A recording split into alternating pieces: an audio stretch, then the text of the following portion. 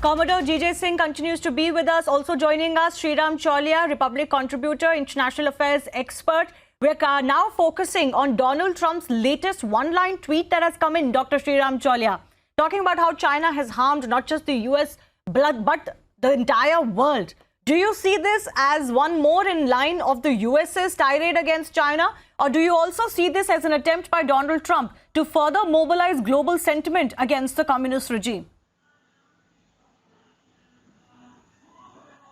Well, President Trump, as we know, has been on a war path, both verbally and, in terms of a few military actions that they have recently taken in the South China Sea.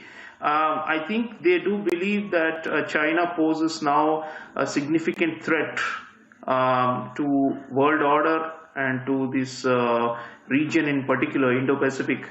In the past, the US has not been very firm and sustained in its commitments, and we had wanted the US to play a bigger role in this region to counterbalance China, but it has not happened because the US often is distracted. They've got commitments in the Middle East, and they often have a problem with Russia in Europe. So I don't think they had that sustained focus on stopping the rise of China, the violent rise of China before. So if they are now waking up to the fact, especially since the coronavirus started, it's good news.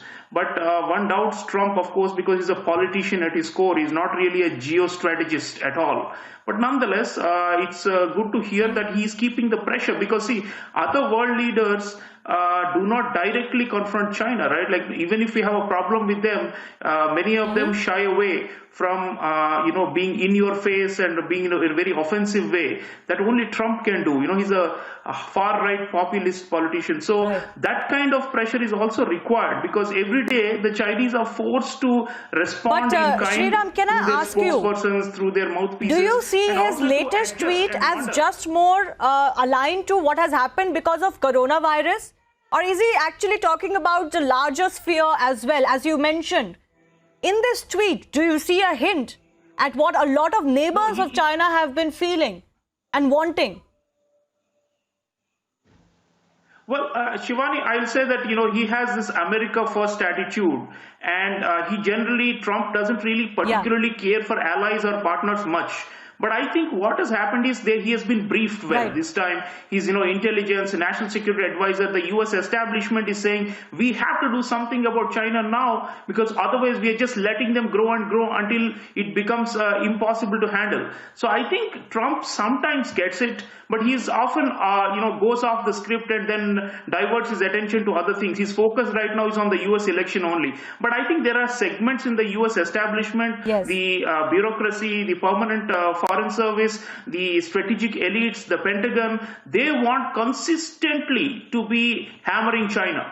And I think that is where sometimes he gets it. And I think he's reflecting and channeling that. So yes, it is in response not only to the pandemic, but because the pandemic is in a way become old news now. It has been there for 3-4 months and Trump has been criticizing China repeatedly about it. But this is in relation to their aggressive actions, and he keeps saying the whole world is waking up to the Chinese threat. That clearly means that Trump is also adding on the other cases, India's problem with China, the ASEAN countries' problem with China, Japan's problem with China. The trade war, which of course perfectly suited the plank of Donald Trump in his first election and the America First, Make America Great Again policy. Then came coronavirus. Then has come this standoff, and then has come, of course, the Chinese military exercises in the South China Sea, which US has intervened in.